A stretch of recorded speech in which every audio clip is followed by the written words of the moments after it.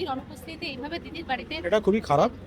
7 বারের সাংসদ, 4 বারের কেন্দ্রীয় মন্ত্রী, 2 বারের রেলমন্ত্রী, 3 বারের মুখ্যমন্ত্রী, মহিলা মুখ্যমন্ত্রী, জাতীয় এবং আন্তর্জাতিক স্তরের নেত্রী, তাঁর অনুপস্থিতিতে তার বাড়িতে এই তল্লাশি, এটা তদন্তের স্বার্থে নাকি একটা প্রতিহিংসার ভয় ছড়িয়ে দেওয়ার জন্য, বাহুবল দেখানোর জন্য সরকারি প্রশাসনের অপব্যবহার, এটা নিয়ে প্রশ্ন থাকবে। উনি রোজ থাকেন, উনি দিল্লি গেছেন, সবাই জানেন যে ইন্ডিয়া জোটের মিটিং, জরুরি মিটিং আছে, 2 দিনের জন্য গেছেন, তার ফাঁকেই ওনার বাড়িতে এটা করতে হলো। যে কেউ বুঝবেন, মানুষ বিচার করবে। আচ্ছা, আপনাদের তো আপনারা বাইরে বসে না, অ্যাকচুয়ালি আমি বিকেলে এমনি আসছিলাম, আমার একটা কাজ আছে, মাঝপথে শুনলাম, তো তখন কি করবো, নয় ফিরে যাওয়া নয় আসা। আমার মনে হয় যেখানে আসা উচিত, তাই আমি এসেছি। মদন দাও তাই, আমরা বিকেলে একবার আসি সাধারণত, অন্য কোথাও যাওয়ার না থাকলে এখানে পার্টি অফিসার দিদি রোজ বসেন, তো আমরা আসার চেষ্টা করি, আমরা সেই কারণেই এসেছি। ভেতরের পুলিশ অ্যালাউ করলেও সিআইডি অ্যালাউ করেনি, বলছে আমাদের তল্লাশি চলছে। একমাত্র কল্যাণদা আইনজীবী হিসেবে কিছুক্ষণের জন্য গেছিল। খুব দুঃখের ব্যাপার। এটা অভিষেক ব্যানার্জির অফিস ঠিকই, ক্যামাক স্ট্রিট অভিষেক ব্যানার্জির অফিস, তো সেখানে তো অলরেডি রেড চলছে, কিন্তু এটা মমতা ব্যানার্জির বাড়ি। একজন প্রাক্তন মহিলা মুখ্যমন্ত্রী, দেশের 3 বারের মুখ্যমন্ত্রী, 7 বারের মেম্বার অফ পার্লামেন্ট, আমাদের রেলমন্ত্রী 2 বার 3 বার, তিনি নেই। 1 দিন 2 দিন ওয়েট করলে ভালো হতো।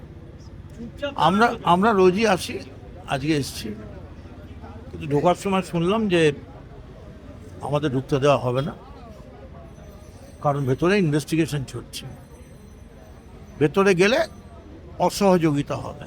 তো আমরা কোঅপারেশন করছি, কিন্তু এইটাই খুব দুঃখ পাচ্ছি যে একজন মহিলা মুখ্যমন্ত্রী, যিনি 15 বছর রাজ্যে নেতৃত্ব দিয়েছেন, তার বাড়িতে যদি তার অনুপস্থিতিতে 2 দিন ওয়েট করলে কি হতো? এটা তো অভিষেক ব্যানার্জির অফিস নয়, এটা মমতা ব্যানার্জির বাড়ি। তার যে হুজু আছে, তার যে সব জায়গা আছে, সব জায়গায় মমতা ব্যানার্জির বাসস্থান হিসেবে এটাই দেখানো আছে। 30 বি হরিশ চ্যাটার্জি স্ট্রিট। ना, अगर घर में जब आदमी नहीं है, कोई लड़की लोग भी नहीं है, बच्चे हैं, 2 बच्चे 1 बच्चे, এটা খুব খারাপ হলো। हाउएवर हम लोग कोऑपरेट कर रहे हैं, लेकिन हम लोग सोच रहे हैं अगर बारिश होगा तो कहाँ बैठेगा, छाती भी नहीं देगा। चलिए ठीक है, तुम तो চালাচ্ছে।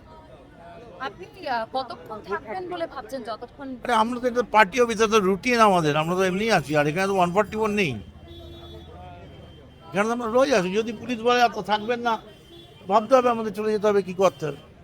মানে মমতা ব্যানার্জি যখন নেই, একটা দিন বাদে করতে, উনি তো কালকেই ফিরে আসবেন বা পরশু ফিরে আসবেন। সিম্পল, কেউ তো পালিয়ে যাচ্ছে না, এই যে বসত বাড়ি ছেড়ে কেউ তো চলে যাবে না। এই যে ঘটনাটা ঘটেছে, সইজাল নিয়ে নানান রকম অভিযোগ ও উল্টো অভিযোগ হচ্ছে, এই বিষয়টা নিয়ে তো আগামীকাল বোধহয় শুনানি। দেখুন, কোর্ট কাছারির ব্যাপারে যা বলার কল্যাণ ব্যানার্জি বলবেন।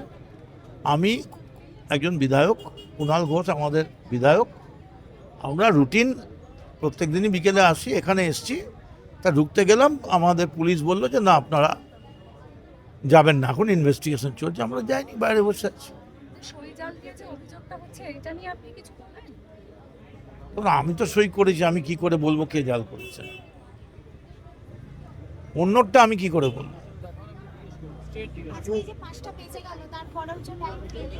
তার থেকে ডিফিকাল্ট হচ্ছে যদি জোরে বৃষ্টি নামে আর ঢুকতে না দেয়, তাহলে কোথায় দাঁড়াবো? মানে আমাদের চিন্তা এত গভীর, আমরা এই নিয়ে আলোচনা করছি। প্রচন্ড জোরে বৃষ্টি আসছে।